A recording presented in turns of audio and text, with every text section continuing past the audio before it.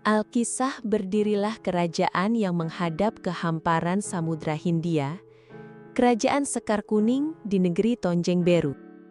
Sang Raja Raden Panji Kusuma, juga dikenal dengan sebutan Tunjeng Beru, memiliki istri bernama Dewi Seranting. Keduanya terkenal rupawan. Mereka pun hidup harmonis dan memerintah dengan bijaksana hingga rakyat hidup sejahtera. Hari yang dinanti tiba, Raja dan Ratu dikaruniai keturunan. Seorang putri berparas cantik yang diberi nama Mandalika.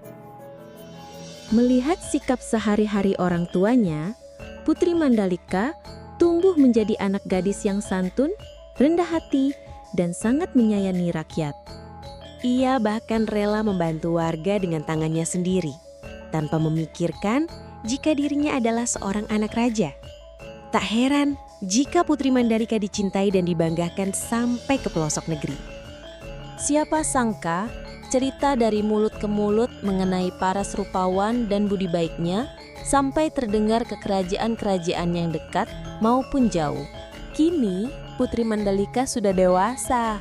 Para pangeran dari berbagai penjuru, dari timur hingga barat, berdatangan membawa hadiah mewah untuk melamarnya. Di antara mereka ada Pangeran Arya Segara dari Kerajaan Bali yang gagah dan penuh ambisi. Ia membawa pasukan yang besar menuju ke Kerajaan Sekar Kuning. Ada pula Pangeran Bumbung dari Kerajaan Selaparang yang angkuh dan sombong. Ia tak mau kalah dari pesaingnya, siap bertarung untuk sang putri. Tak hanya mereka, Pangeran Datu Tuan, raja dari Kerajaan Lombok Timur, juga maju. Ia ingin merebut Mandalika demi memperluas kekuasaannya. Pangeran-pangeran lain dari berbagai penjuru juga berdatangan. Istana menjadi panggung intrik penuh dengan hadiah mewah dan ancaman terselubung. Para pangeran saling menatap tajam. Di pavilion tamu, pertengkaran kecil sering terjadi, membuat suasana kerajaan semakin tegang. Kuda-kudaku lebih cepat dari pasukanmu. Ejek Pangeran Bumbung. Senjata-senjatamu hanyalah tumpukan besi.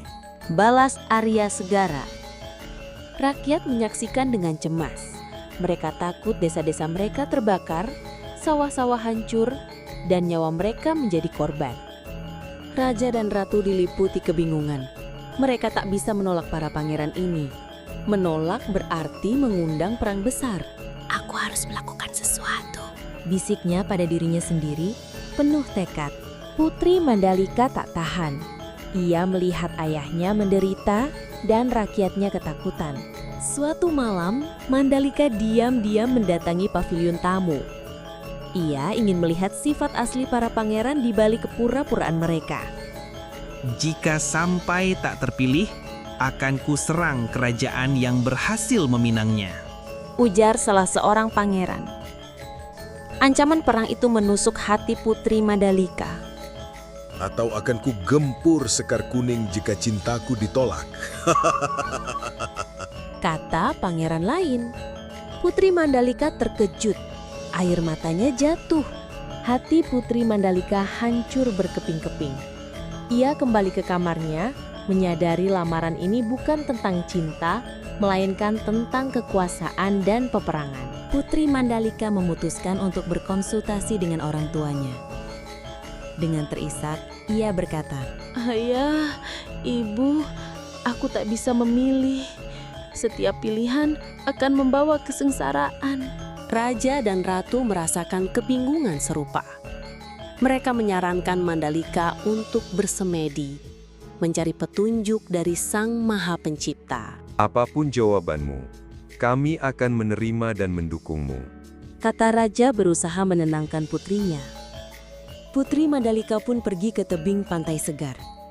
Ia berharap mendapat jawaban terbaik bagi rakyatnya yang dicintainya. Selama 3 hari, Putri Mandalika bersemedi memohon petunjuk. Ia memohon agar ia bisa mengakhiri penderitaan ini tanpa pertumpahan darah. Setelah 3 hari bersemedi, Putri Mandalika mengundang para pangeran untuk datang ke tebing Pantai Seger saat fajar pada hari ke-20 bulan 10. Pangeran Arya Segara dan Pangeran Bumbung menyambutnya dengan gembira. Mereka menyusun strategi terakhir untuk mendapatkan sang putri. Pilihan waktu ini dianggap janggal hingga membuat banyak orang penasaran. Berita ini juga terdengar hingga ke telinga rakyat Kerajaan Sekar Kuning dan kerajaan sekitarnya. Hari yang dinanti pun tiba. Sejak pagi, Pantai Seger dipadati ribuan penduduk. Mereka menanti jawaban sang putri. Putri Mandalika tiba di Pantai Seger dengan diiringi kedua orang tua dan para pengawal. Ia mengenakan busana sutra warna-warni yang indah. Wajahnya tegas namun teduh. Putri Mandalika memandang ribuan mata di bawahnya. "Wahai para pangeran dan rakyatku, aku menerima semua pinangan kalian," serunya lantang, membuat semua orang terkejut dan bingung. Raja dan ratu saling pandang. Pangeran-pangeran bingung, namun dalam hati mereka mulai berdebat lagi.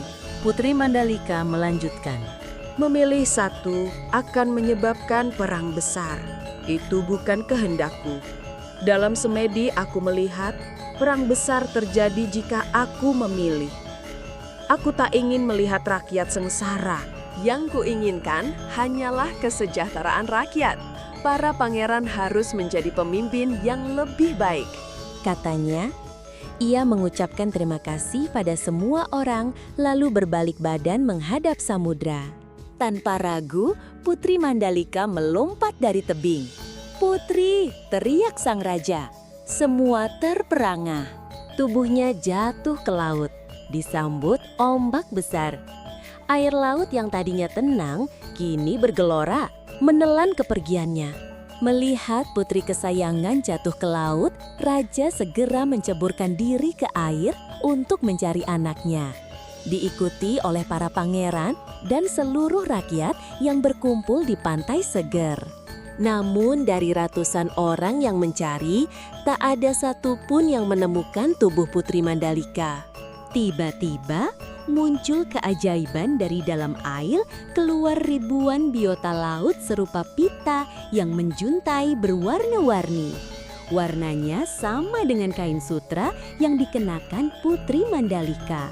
Raja dan ratu akhirnya menyadari jika pita-pita berwarna indah itu adalah jalmaan putrinya yang telah berkorban demi rakyat.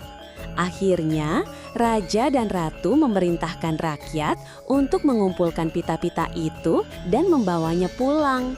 Mereka menyebutnya nyale dan menjadi lambang kemakmuran. Rakyat menaruhnya di sawah, membuat tanaman subur. Sebagian lain menjadikannya santapan. Kebutuhan pangan mereka selalu tercukupi dan sejahtera, seperti keinginan Putri Mandalika.